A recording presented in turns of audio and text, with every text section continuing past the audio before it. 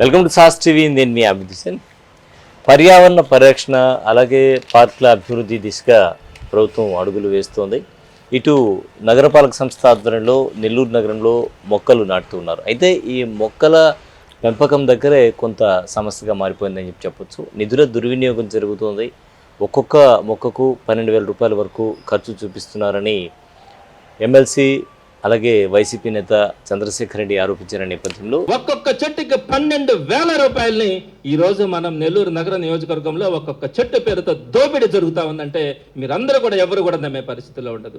సుమారుగా 48,000 చెట్లు అంటే 60 కోట్ల రూపాయలని ఒక్క చెట్లలోనే ఈ రోజు మనం నెల్లూరు నగర నియోజకవర్గంలో ఖర్చు పెట్టే పరిస్థితి మనకు కనపడతా ఉంది. 12,000 రూపాయలు. తెలుగుదేశం పార్టీ నుంచి రేవతి కౌంటర్ అటాక్ ఇచ్చారు మహిళా నేత. మరి ఈరోజు మనతో రేవతి ఉన్నారు.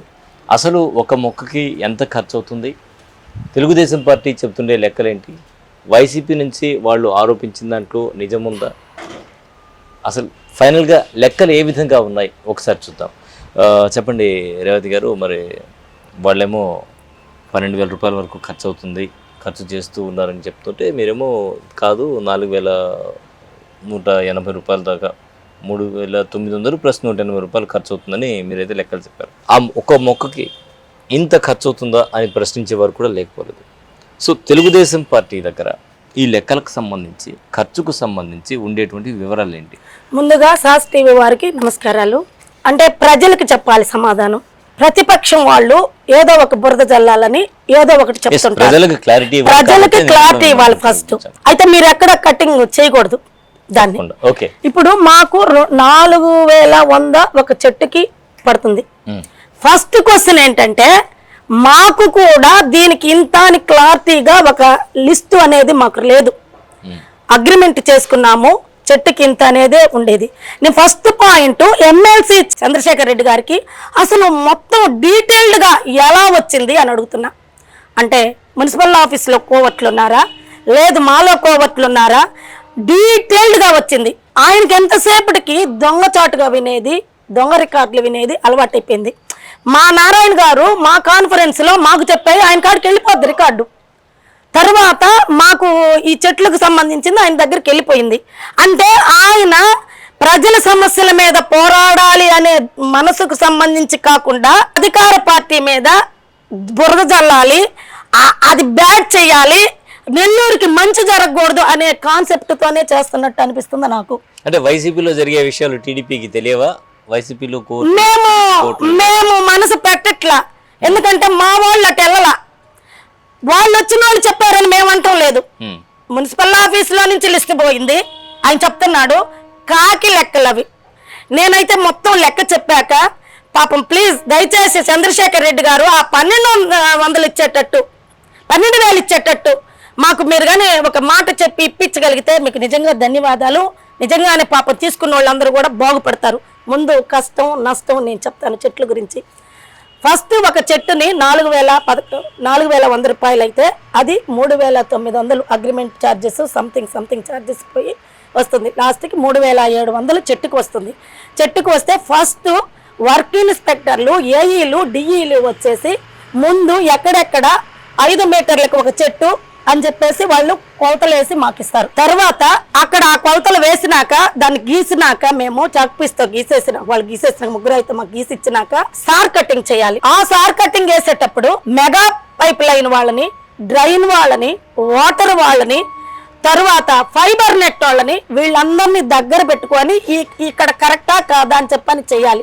అంటే నేను ఎందుకు చెప్తున్నానంటే డబ్బులు మిగలకపోగా శ్రమతో ఎంత శ్రమ ఉంది దీని మీద అని చెప్పేసి ఉద్దేశంతో చెప్తున్నాను. తర్వాత అది అయిపోయాక ఆ సార్కెట్ అయిపోయాక దానికి ఒక 120 నుండి 130 రూపీస్ ఒక దానికి తీసుకుంటారు. తర్వాత నెక్స్ట్ బ్రేక్ చేయాలి. బ్రేక్ చేయాలంటే వాళ్ళకి తెలుసు కాంట్రాక్టర్లు, వాళ్ళు జగనన్న కాలనీలు కట్టిన కాంట్రాక్టర్లు ఉంటారు, దేనికి ఎంత ఖర్చు అవుతుందో చెప్తారు. చంద్రశేఖర్ రెడ్డి గారు ఊరికే మా కోవత్తుల మీద ఆధారపడకుండా పాపం వాళ్ళని కాంట్రాక్టర్లను అడిగి తెలుసుకుంటే ఇంకా చాలా బాగా డీటెయిల్స్గా చెప్తారు. బ్రేక్ చేస్తే గంటకి 2,000, 1,800 నుంచి 2,000 అయితే ఇప్పుడు కొంచెం డిమాండ్ ఉంది, ఇంకొంచెం ఎక్కువ అవుతుంది. అది అయిపోయాక గుంటకి ఒక 120 లెక్కన నేను చెప్తున్నా. మరలా మీరు లెక్కలు వేసుకోండి. మరలా మీరు లెక్కలేసుకోండి, నేను చెప్పింది ఏదన్నా ఇది ఉంటే. అది అయిపోయాక లేబర్ పెట్టి తీయాలి. లేబర్ అయిపోయాక ఆగర్ వేయాలి. ఆగర్కి 90 రూపాయలు తీసుకుంటారు. ఆగర్ అయిపోయాక మరలా లేబర్ని పెట్టి తీయాలి. మరలా లేబర్ అయిపోయాక ఫినిషింగ్ వేయాలి. అంటే ఏ విధంగా పగలగొట్టామో ఆ విధంగా పగలగొట్టిన ప్లేసు అప్పటిదాకా ప్రజలకు కానీ చూసే వాళ్ళకి కానీ ఏమనిపిస్తుంది అంటే ఇవన్నీ పగలగొట్టేశారు, మాకు అడ్డంగా ఉంది, ఏంటిది అని అనిపిస్తుంది. కానీ మేము ఫినిషింగ్ ఇచ్చి అవన్నీ తీసాక ఫినిషింగ్ ఇస్తాము. తర్వాత ట్రాక్టర్ని పెట్టి లేబర్ తోటి ఆ డస్ట్ అంతా ఎత్తించాలి. తర్వాత ఫినిషింగ్ అయిపోయాక మట్టి తోలిచ్చాలి. మట్టి తోలు ఇచ్చేసాక తర్వాత ట్రీ గార్డులు కొనాలి. ఇప్పుడు స్టీల్ పెరిగిపోయింది, అయినా 1200 నుంచి 1250 రూపాయలు ట్రీ గార్డు పడుతుంది. తర్వాత ఎరువు కొనాలి. ఈ ఎరువు, మట్టి, ట్రీ గార్డు, ట్రీ పెట్టి ట్రీ తీసుకొచ్చేదానికి 390 రూపాయలు పడుతుంది. అది మున్సిపల్ శాఖ వారుల్లో ఏజీడీ గారు చెప్పినట్టు ఏ కలర్లు వేయాలని వాళ్ళు చెప్పిన ప్రకారమే తీసుకురావాలి. తీసుకొచ్చాక మరలా కానీ ఆగరేసినాక ఈ మట్టి లోడేసి మరలా లేబర్ని పెట్టుకొని ఇవన్నీ సెట్ చేసుకొని మరలా చెట్టేసి దానికి ఫినిషింగ్ వేయాలి. మరలా దానికి సపోర్ట్ కర్ర కట్టాలి తోళ్ళతోటి, దానికి మరలా లేబర్ కావాలి.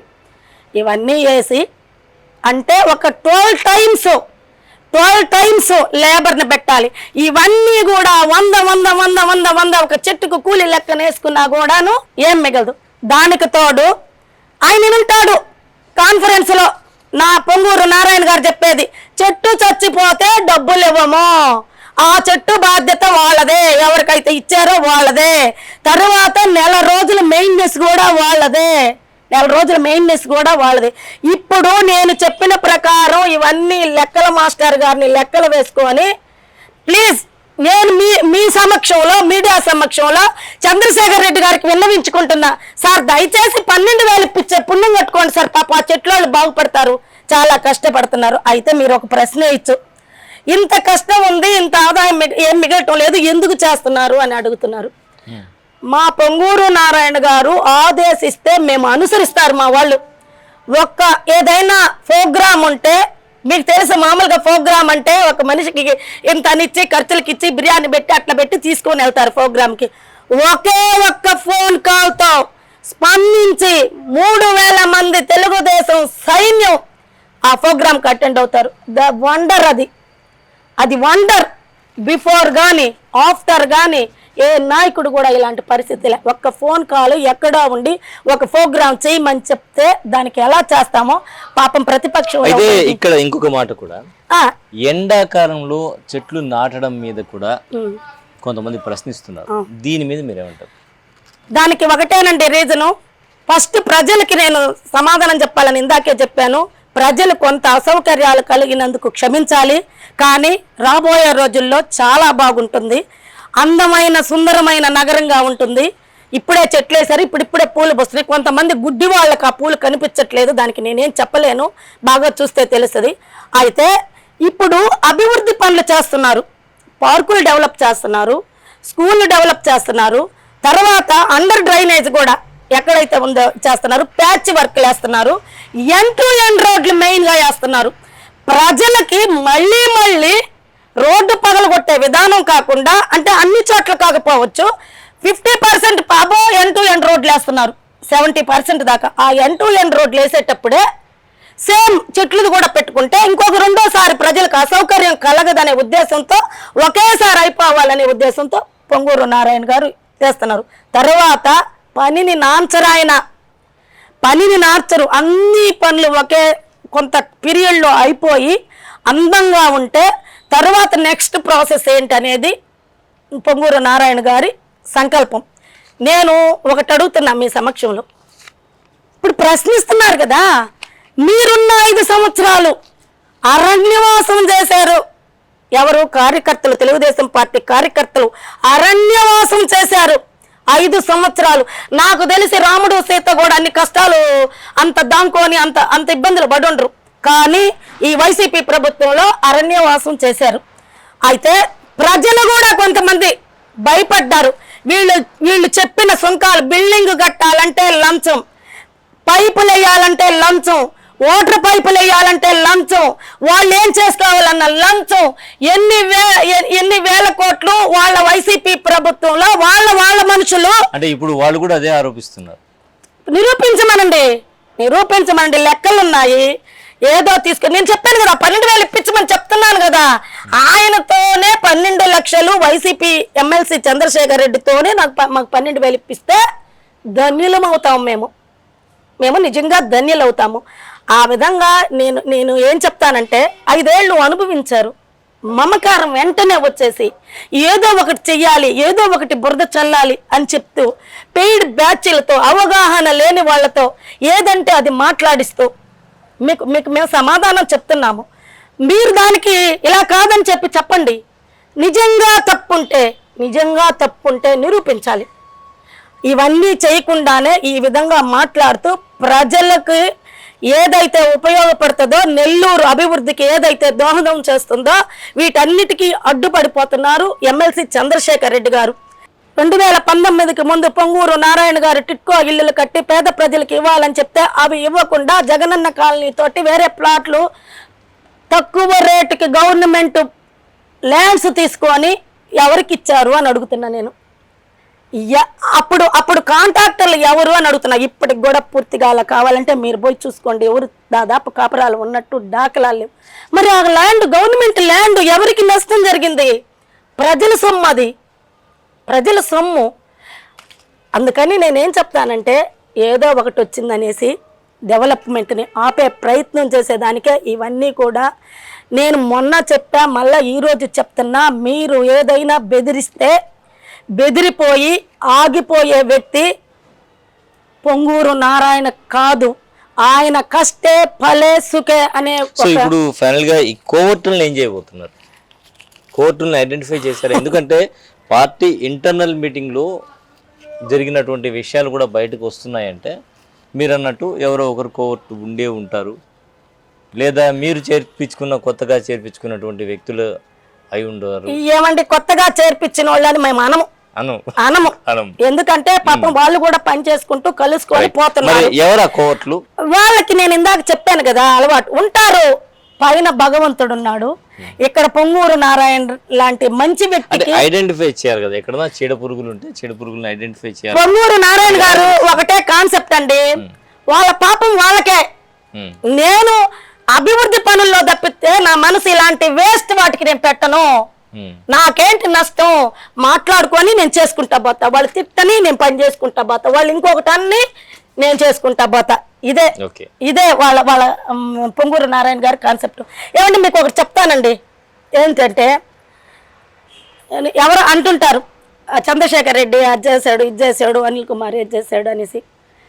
నాకు తెలిసి లాస్ట్ ఎలక్షన్స్కి అంటే వైసీపీ గెలిచినప్పుడు పోలిపోయిన అనిల్ కుమార్ గారు వాళ్ళ మదర్ పాపం పెద్ద ఆమె కూడా తిరిగింది. ఏమీ లేవు, లాస్ట్కి తాలిబొట్టుతోటి మేము ఎలక్షన్లకు వెళ్తున్నాం, మా కాడ డబ్బులు లేవు. ఈరోజు 1000 కోట్లకి వెళ్ళిపోయాడు. మీరు దుర్మార్గంగా సంపాదించకపోతే, అక్రమంగా సంపాదించకపోతే, అన్యాయంగా తీసుకోకపోతే 1000 కోట్ల పోయినాయి. మాకు లేదు అంటే నేను చెప్పేది సార్ మామూలుగా అది జరుగుతుంది. దానికి మించి అంటే నేను ఎందుకు చెప్తున్నానంటే గురిగింజకి దాని కింద నలుపు తెలియనట్టు మీరు చేసేది సంపాదించడం అక్రమం. అంటే ఈ రోజు ఒక టైంలో ఉండేటువంటి కార్పొరేటర్లు, ఈ రోజు తిరిగేటువంటి కార్పొరేటర్లు, ఈ గతంలో ఉండేటువంటి చిన్నపాటి నాయకులు, ఇప్పుడు అధికారం వచ్చాక ప్రజలకు అన్ని విషయాలు తెలుసు, ప్రజలకు అన్ని తెలుసు. హుస్సేన్ గారు గురించి మనం మాట్లాడాలి. హుస్సేన్ గారు అంటే అందరూ అంటే ఎందుకు చెప్తున్నానంటే సార్ కాదు, కార్యకర్తలకి 12,000 లెక్కనిచ్చి మున్సిపాలిటీ నిధులు దోచి పెడుతున్నారని ఎమ్మెల్సీ చంద్రశేఖర్ రెడ్డి గారు చెప్పారు. దీని మీద క్లారిటీ తీసుకుందాం, ఎందుకంటే ఇక్కడ చర్చ పక్కదారి పడేటువంటి అవకాశం ఉంది. ఇంకా తవ్వే కొద్దీ లెక్కలు మారేటువంటి అవకాశం కూడా ఉంటుంది. సో ప్రజలకు అన్ని తెలుసు, ప్రజలు అన్ని నిశ్చితంగా గమనిస్తారు. మెయిన్ గా తీసుకుంటే ఏంటంటే ఈ పర్టికులర్ విషయంలో మాత్రం దుర్వినియోగం జరగలేదు, నిధుల దుర్వినియోగం ఖచ్చితంగా జరగలేదు. పాపం వేసే వాళ్ళకే కొంత శ్రమ ఎక్కువగా ఉంది, చాలా రిస్క్ తో కూడింది. అయితే నేను ముందుగా చెప్పాల్సింది ఎవరికంటే, చేసే వాళ్ళకి ఆదాయం లేకపోయినా పర్వాలా, మన కూటమి ప్రభుత్వం మంచి చేస్తుందనే ఉద్దేశంతో మన నాయకులు చెప్పిన పనులు చేస్తున్నామని చెప్పి మనం కూడా ఉడతా సాయం లాగా మనం కష్టపడుతున్నామని మీరు భావించాలి. అదే విధంగా ప్రజలకైతే ఎవరికైతే కొంత అసౌకర్యాలు కలిగి ఉంటాయో వాళ్ళందరినీ కూడా మీడియా ముఖంగా క్షమించాలని కోరుకుంటూ, రాబోయే రోజులు ఇది తాత్కాలికం, ఫ్యూచర్లో మీరే అబ్బా మా ఇంటి ముందు ఇలా ఉంది, మా రోడ్లో ఇక్కడ ఇలా ఉంది, మా అంగడి ముందు ఇలా ఉంది అని భావించే విధంగా ఎండ్ టు ఎండ్ రోడ్లు, అండర్ డ్రైనేజీ, పూల చెట్లు, పార్కులు, స్కూల్స్, ఇక నేను అదని ఇదని చెప్పలేను. నెక్స్ట్ వీక్లోనే ఇంకో 2-3 డేస్లో సురక్షిత నీటి పథకం మన ఈ స్మెల్ ఇన్ని రోజులు మీకు తెలియదేమో సార్. అంటే మేము చెప్పాలి సార్, చెప్పుకోలేకపోతే చేసిన పనులు కూడా చెప్పుకోలేకపోతే అది ఇంకా ఇదవుతుంది. పొంగూరు నారాయణ గారు ఉన్నప్పుడు ప్రతి ఇంటికి మంచినీళ్ళు సురక్షితమైన రావాలని పైపులేసి 80% పూర్తి చేశారు. కానీ వైసీపీ ప్రభుత్వం వచ్చినాక అది చేయలే. నేను అనేది ఇప్పుడు మాట్లాడే నాయకులు ఆ 20% మీద పెట్టేసి కనెక్షన్ ఇచ్చేస్తుంటే ప్రజలు బాగుండేవాళ్ళు, మీకు మంచి పేరు ఉండేది. మీరు ఆపి పైగా ఈ మధ్య కాలంలో నీళ్లు మురికిగా వస్తుంది, ఇంక్లూడింగ్ మా వాళ్ళలో కూడా కొంతమంది ఉన్నారు వాళ్ళ రాజకీయ అపేక్ష కోసం బాటిల్ పెట్టుకొని చెప్పిన వాళ్ళు. అక్కడికి వెళ్ళి చెప్పాల అంటే అది రిపేర్ చేస్తూ దాని పనులు మరమ్మతులు చేస్తున్నారు కాబట్టి అవన్నిటి మీద కూడా ఒక విధమైన చర్చ చేశారు. అయితే ఇప్పుడు ప్రజలందరికీ కూడా ఒక శుభవార్త చెప్తున్నాను. కొన్ని డివిజన్లు ఇప్పుడు రేపు 24th లోపల వదులుతున్నారు. ప్రతి ఇంటికి కూడా అదే కనెక్షన్ పెట్టుకోవాలి. ఇక నుంచి మనకి శ్రమ ఉండదు, మురికి నీళ్ళు వస్తాయి, స్మెల్ నీళ్లు వస్తాయి, డ్రైనేజీలు కలిసి నీళ్ళు వస్తాయి అనే బాధ లేకుండా మెగా వాళ్ళతోటి సంగం బ్యారేజ్ నుంచి మంచి నీళ్ళు ఇవ్వబోతున్నారు. తర్వాత నెక్స్ట్ మరలా టైం తీసుకొని మిగతా హౌసెస్కి కూడా ఇచ్చేస్తారు. At the same time drainage కూడా పూర్తి చేస్తున్నారు. కాలువలో ఇప్పుడు దోమలు పెరిగి దానికి కూడా డ్రైనేజీ చాలా కాలం నుంచి జరుగుతుంది. ఎప్పట్లోగా పూర్తి అయ్యేటువంటి అవకాశం మీకేమైనా లెక్కలు తెలుసా దీని గురించి? ఎప్పట్లోగా అయ్యేటువంటి దాదాపు ఇవన్నీ కూడా ఒక 5-6 నెలల లోపల అయిపోతాయి. 6 నెలల లోపల పూర్తి చేసి ఆయన ఏదైతే నినాదంతో వచ్చాడో అది చెయ్యాలని కిండలు చేస్తారు కొంతమంది. దోమలు లేగుతున్నాయి. కాలువ ఇప్పుడు పడుకున్న వాళ్ళని గిచ్చితే నొప్పి తెలుసు.